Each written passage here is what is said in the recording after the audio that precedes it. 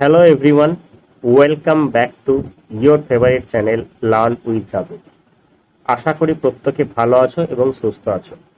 তোমাদের সেকেন্ড সাবমেটিভ পরীক্ষা সামনেই হতে চলেছে, অর্থাৎ আগস্টের ফার্স্ট বা সেকেন্ড উইক থেকে প্রত্যেকটা স্কুলে কিন্তু তোমাদের সেকেন্ড সাবমেটিভ এক্সাম স্টার্ট হতে চলেছে। সেজন্যই তোমরা আমাদের অনেক টেলিগ্রাম চ্যানেলে অনেকে মেসেজ করেছো যে স্যার আমাদের থিওরিটিক্যাল ক্লাস তো যেমন হচ্ছে আমরা রিভিশন করছি, সাথে সাথে যদি আমাদের কিছু প্র্যাকটিস কোশ্চেন ক্লাসে করানো হতো তাহলে খুব ভালো হতো। তো সেই জন্যই আমি তোমাদের কমেন্টের উপর বেস করি আমি কি করেছি, আজকের ক্লাসে তোমাদের জন্য 20 থেকে 25টা কোশ্চেন আমি নিয়ে এসেছি। ক্লাসটা খুবই ছোট হবে, এরকম ছোট ছোট ক্লাসের মাধ্যমে আমরা কোশ্চেনগুলো প্র্যাকটিস করব। আজকের ক্লাসে আমরা 25টা কোশ্চেন প্র্যাকটিস করব, 15 থেকে 20 মিনিট লাগবে। তারপরে কিন্তু তোমরা এই সমস্ত কোশ্চেনগুলো একবার করে দেখে নাও। তো চলো বেশি দেরি না করে আমি ক্লাসটা শুরু করি। আজকের প্রথম প্রশ্ন কি আছে দেখো, বলেছে অ্যামোনিয়া গ্যাস কিভাবে শুষ্ক করা হয়। দেখো, আচ্ছা অ্যামোনিয়া গ্যাস কিভাবে প্রস্তুত করা হয় সেটা একটু জেনে নিই। দেখো, অ্যামোনিয়া গ্যাস প্রস্তুত করার জন্য কি দরকার, অ্যামোনিয়াম ক্লোরাইড NH4Cl দরকার। আর কি দরকার, আর হচ্ছে ক্যালসিয়াম অক্সাইড, যেটা হচ্ছে পুরা চুন বলছি।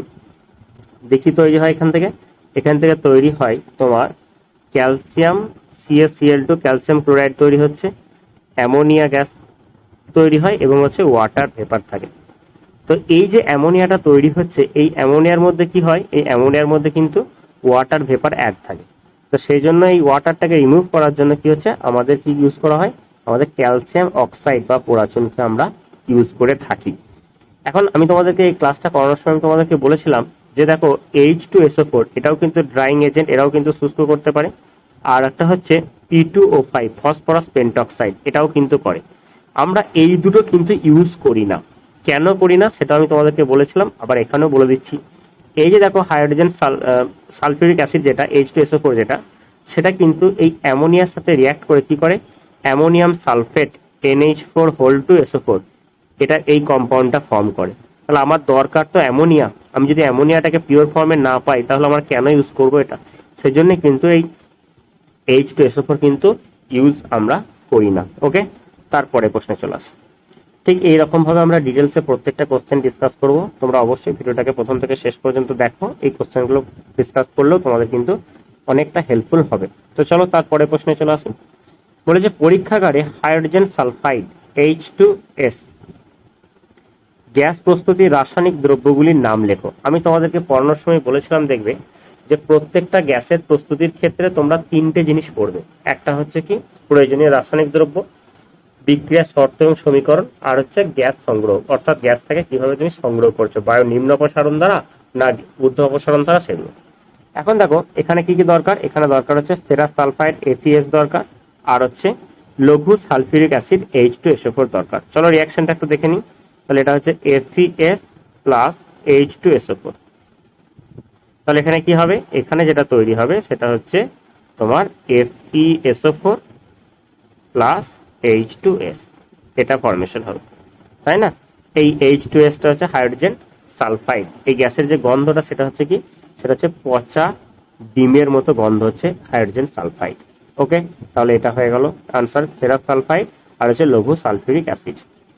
তারপরে চলে আসি, তারপরে কোশ্চেনটা কি বলেছে, এখানে বলেছে দেখো কপার সালফেটের জলীয় দ্রবণে হাইড্রোজেন সালফাইড গ্যাস চালনা করলে কালো রঙের যে অধক্ষেপ পড়ে থাকে তার নাম ও রাসায়নিক সংকেত কি।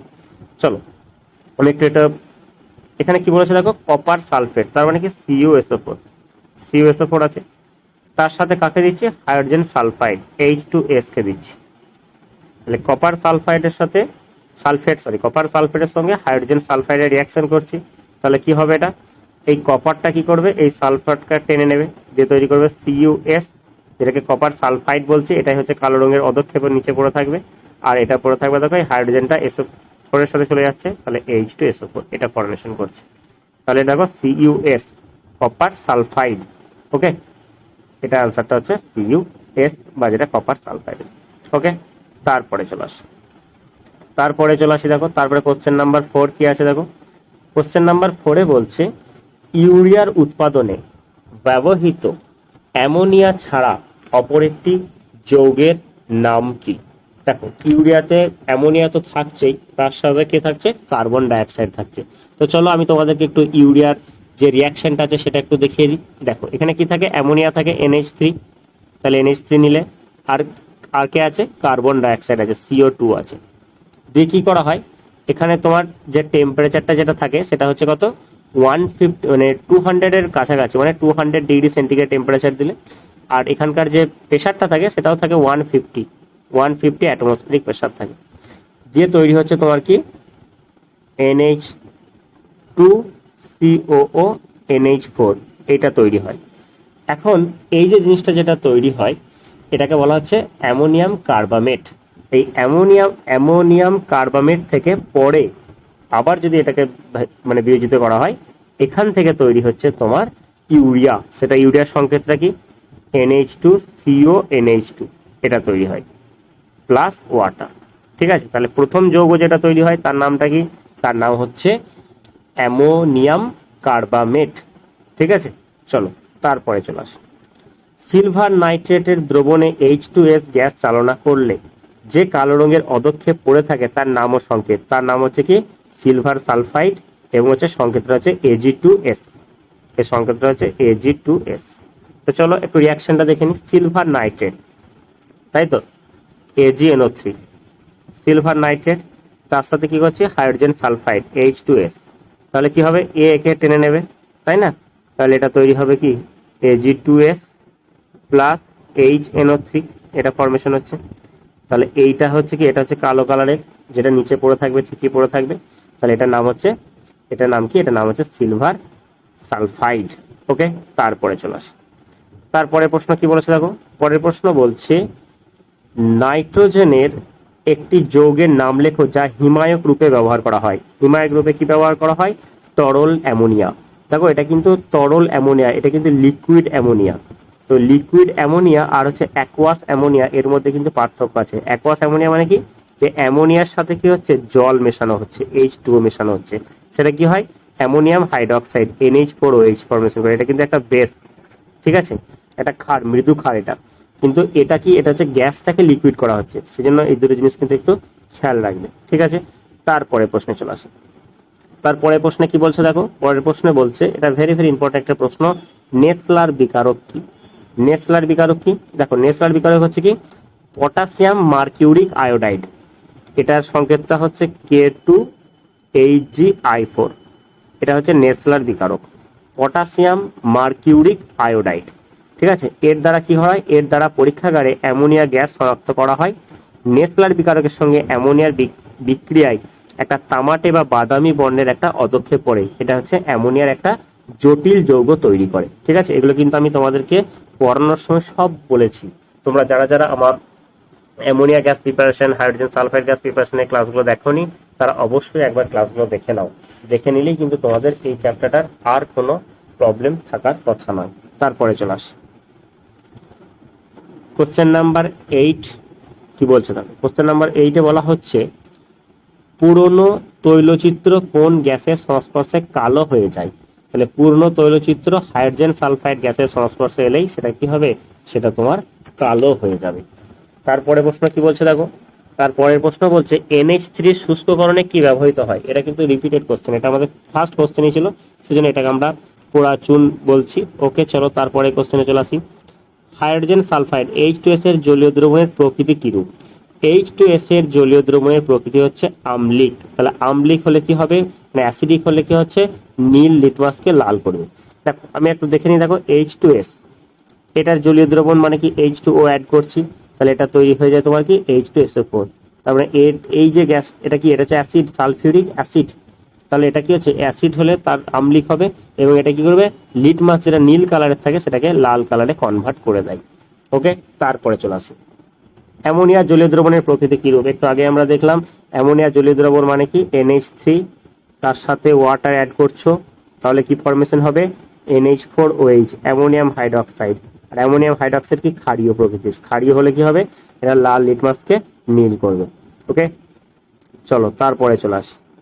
তারপরের প্রশ্ন যেটা আছে সেটা কি, ইউরিয়া উৎপাদনে অন্যতম প্রারম্ভিক পদার্থ নাইট্রোজেন। এটা কিন্তু মিথ্যা, কারণ নাইট্রোজেন কিন্তু ইউরিয়া উৎপাদনে উৎপন্ন হয় না। তাহলে ইউরিয়ার যেটা প্রাথমিক যে পদার্থটা যেটা উৎপন্ন হয় সেটা আমি তো তোমাদেরকে একটু আগেই আমি তোমাদেরকে বললাম যে ইউরিয়ার সময় যেটা যেটা প্রথম উৎপন্ন হয় সেটা হচ্ছে অ্যামোনিয়াম কার্বামেট, যেটা সংকেতটা হচ্ছে NH2COO NH4, এটা তৈরি হয় অ্যামোনিয়াম কার্বামেট। এইটা থেকে ভেঙে তারপরে ইউরিয়া ফর্মেশন হচ্ছে। ঠিক আছে, তারপরে বলেছে দেখো অ্যামোনিয়ার জলীয় দ্রবণ মৃদু বা তীব্র তড়িৎ বিশ্লেষ্য। অ্যামোনিয়ার জলীয় দ্রবণটা কি হয়? Ammonium hydroxide NH4OH। তাহলে NH4 হচ্ছে কি? এটা হচ্ছে মৃদু তড়িৎ বিশ্লেষ্য, কারণ এটা মৃদু ক্ষার উৎপন্ন করে। ওকে, তারপরে চলে আসি ইউরিয়ার প্রারম্ভিক দ্রব্যগুলি কি কি? ইউরিয়া প্রস্তুতির প্রারম্ভিক দ্রব্যগুলি কি কি? ইউরিয়া প্রস্তুতি করার জন্য কি দরকার? অ্যামোনিয়া দরকার, আর হচ্ছে কার্বন ডাইঅক্সাইড দরকার, CO2 দরকার। ঠিক আছে, তারপরে দেখো লাভ-ল্যাং পদ্ধতিতে HCl এর শিল্প প্রস্তুতির বিক্রিয়ার সমীকরণটি লেখো। তাহলে HCl প্রস্তুত করতে কি কি লাগবে? দেখো সাধারণ লবণ লাগছে, মানে হচ্ছে NaCl লাগছে, তার সাথে লাগছে কি তোমার গাঢ় H2SO4 কনসেন্ট্রেটেড সালফিউরিক অ্যাসিড, এটা লাগছে। এবং একে কি হচ্ছে, হিট দিতে হচ্ছে, প্রায় টেম্পারেচারটা করতে হয় 600 ডিগ্রি সেন্টিগ্রেড। অনেক এটাতে হিট দিতে হয়, সেজন্য এটাকে বলা হচ্ছে এন্ডোথার্মিক রিয়াকশন। তাহলে কি হয়? তাহলে এটা তৈরি হচ্ছে Na2SO4, সোডিয়াম সালফেট তৈরি করছে, আর হচ্ছে HCl গ্যাস ফরমেশন করছে। ঠিক আছে, এটা ওকে, এটা হচ্ছে লাভ-ল্যাং পদ্ধতি। তারপরে চলে আসি, তারপরে প্রশ্ন কি আছে দেখো, কোশ্চেন নাম্বার 16 কি বলছে দেখো, এখানে বলা হচ্ছে নাইট্রোজেন পূর্ণ গ্যাস জারে জ্বলন্ত ম্যাগনেসিয়াম ফিতা প্রবেশ করালে যে পদার্থটি উৎপন্ন হয় তার নাম ও সংকেত কি? তার নাম হচ্ছে কি? তার নাম হচ্ছে ম্যাগনেসিয়াম নাইট্রাইড, এবং হচ্ছে তার সংকেত হচ্ছে Mg3N2। তাহলে দেখো ম্যাগনেসিয়াম আছে, ওকে, তার মানে তার সাথে যদি নাইট্রোজেন করছো তাহলে এটা তৈরি হচ্ছে কি Mg3N2। ঠিক আছে, এটা ম্যাগনেসিয়াম নাইট্রাইড, এই জিনিসটা তৈরি হচ্ছে। কোন গ্যাসের সংস্পর্শে নেসলার দ্রবণ তামাটে হয়ে যায়? একটু আগেই বললাম কি অ্যামোনিয়ার একটা জটিল যৌগ তৈরি করে ওই নেসলার দ্রবণটা। ঠিক আছে, তারপর দেখো ওলিয়াম কি না ধূমায়মান সালফিউরিক অ্যাসিডকে ওলিয়াম বলা হয়। এর রাসায়নিক নাম হচ্ছে কি পাইরোসালফিউরিক অ্যাসিড। এর সংকেতটা হচ্ছে H2S2O7। ঠিক আছে, এটাকে বলা হচ্ছে তোমার ওলিয়াম।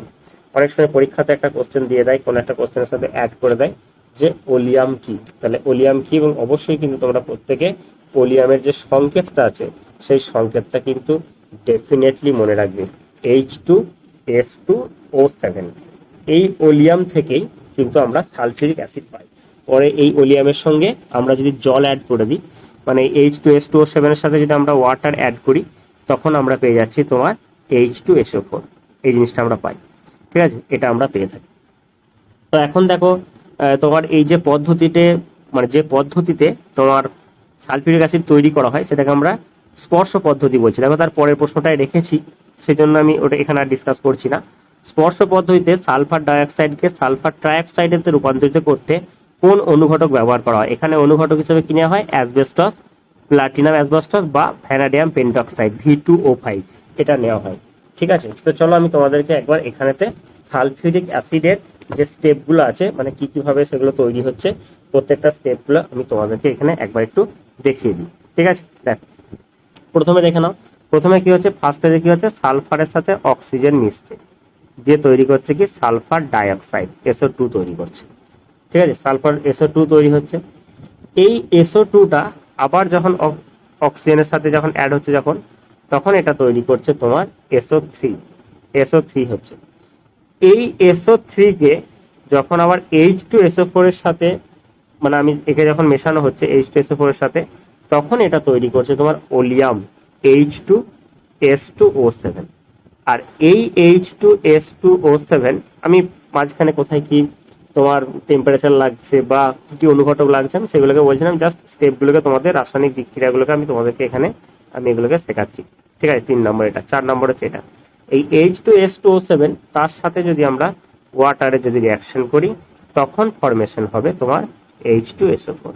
ঠিক আছে, এই টোটাল 4টে স্টেপ আছে। প্রথমে সালফার ডাইঅক্সাইড, তারপর সালফার ট্রাইঅক্সাইড, তারপরে ওলিয়াম, এবং এই ওলিয়াম থেকে হচ্ছে তোমার সালফিউরিক অ্যাসিড। আর এই SO2 থেকে SO3 তৈরি করার সময় আমাদের দরকার প্লাটিনাম অ্যাসবেস্টস বা ভ্যানাডিয়াম পেন্টক্সাইড V2O5, এটা আমাদের দরকার। ঠিক আছে, চলো তারপরে চলে আসি। তারপরে প্রশ্ন দেখো, এটা রয়েছে ভেরি ভেরি ইম্পর্টেন্ট একটা কোশ্চেন আছে, সেটা হচ্ছে নাইট্রোলিম কি। নাইট্রোলিমটা কি আমরা একটু দেখে নিই। নাইট্রোলিমটা হচ্ছে ক্যালসিয়াম সায়ানামাইড CaNCN ও কার্বনের ধূসর মিশ্রণকে নাইট্রোলিম বলা হয়। এই যে এই মিক্সারটাকে বলা হচ্ছে নাইট্রোলিম, ক্যালসিয়াম সায়ানামাইড ও কার্বনের ধূসর মিশ্রণকে। এটা জমিতে সার হিসাবে কিন্তু আমরা ব্যবহার করে থাকি। তারপর দেখো বলেছে পরীক্ষাগারে অ্যামোনিয়া প্রস্তুতির সমীকরণটি লেখো। NH4Cl প্লাস ক্যালসিয়াম হাইড্রোক্সাইড দিয়ে যেটা রয়েছে এটাও তোমরা লিখতে পারো, অথবা আমি তোমাদেরকে ক্লাসের শুরুতেই যেটা করিয়েছিলাম যে তোমার অ্যামোনিয়াম ক্লোরাইড NH4Cl এর সাথে ক্যালসিয়াম অক্সাইড, এটাও কিন্তু তোমরা লিখতে পারো। ঠিক আছে, যেটা খুশি দুটোই কিন্তু হবে। তারপর দেখো, তারপরে প্রশ্ন আছে দেখো, ধূময়মান সালফিউরিক অ্যাসিড কি।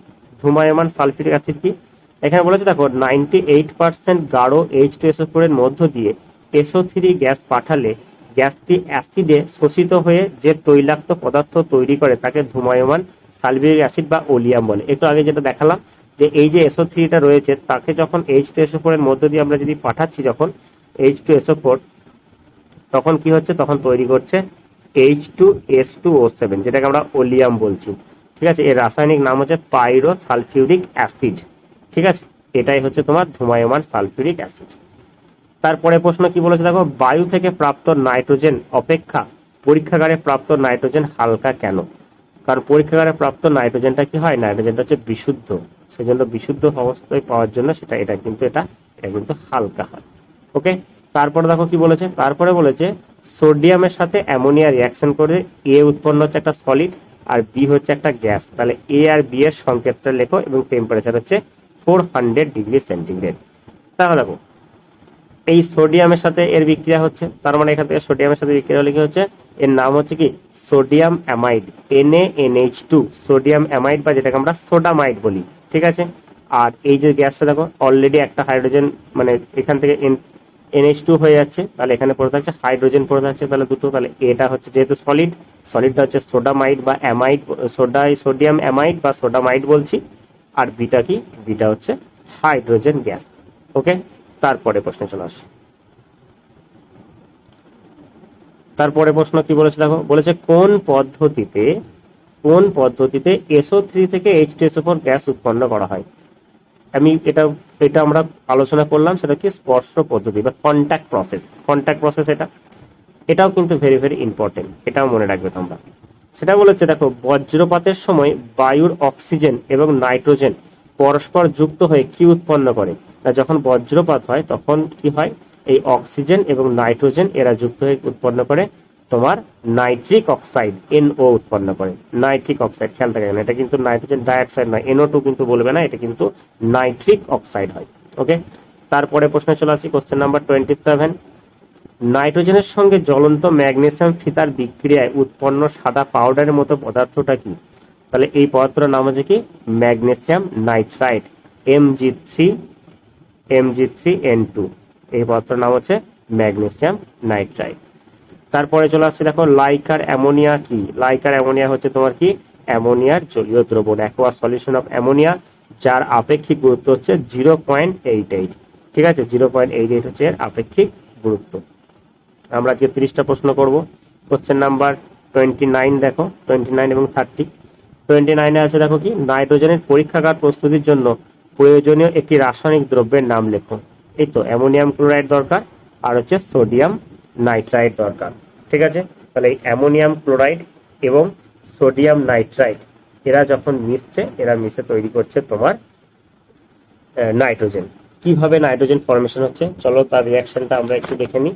অ্যামোনিয়াম ক্লোরাইড তাহলে কি রাখছে NH4Cl, আমরা এখানে রিয়াকশনটা একটু দেখবো। NH4Cl তার সাথে মেশাচ্ছি কাকে, সোডিয়াম নাইট্রাইট NaNO2 মেশালাম, দিয়ে আমি কি করছি মেশানোর পর এখান থেকে তৈরি হচ্ছে কি NH4NO2 তৈরি হচ্ছে প্লাস NaCl তৈরি হচ্ছে।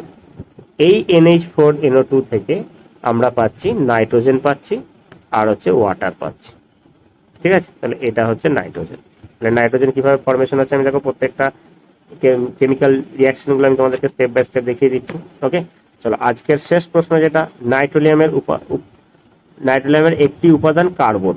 দেখো কার্বন আর ক্যালসিয়াম সায়ানামাইড, এদের মিশ্রণটা কি বলা হচ্ছে কি নাইট্রোলিন। এটা কিন্তু জমিতে সার হিসেবে আমরা ব্যবহার করে থাকি। ওকে, আজকে দেখো আমরা 30 কোশ্চেন ডিসকাস করলাম এই চ্যাপ্টার থেকে। আশা করি এই কোশ্চেনগুলো তোমাদের প্রত্যেকটা কোশ্চেন খুবই ভালো লেগেছে। যদি ভিডিওটা তোমাদের ভালো লেগে থাকে বা তোমাদের যদি হেল্পফুল হয়ে থাকে, তোমরা অবশ্যই কমেন্ট বক্সে জানাবে। তাহলে আমরা প্রত্যেকটা চ্যাপ্টার ওয়াইজ এইরকম ভাবে কোশ্চেন ডিসকাস করব। তো আজকে ক্লাসটা আমরা এখানে শেষ করলাম। আমাদের চ্যানেলে যদি তোমরা নতুন হয়ে থাকো, অবশ্যই চ্যানেলটি সাবস্ক্রাইব করবে, ভিডিওটা লাইক করো, শেয়ার করো বন্ধুদের সাথে যারা 2025-এ মাধ্যমিক পরীক্ষা দেবে। এবং সর্বোপরি তোমাদের আগস্টে সেকেন্ড সাবমেটিভ পরীক্ষা হতে চলেছে। মাত্র 20 মিনিটের মধ্যে তোমরা কিন্তু একটা চ্যাপ্টারে কমপ্লিট রিভিশন কিন্তু করে ফেলতে পারলে। চলো, থ্যাংক ইউ, তোমাদের সাথে দেখা হচ্ছে নেক্সট ক্লাসে।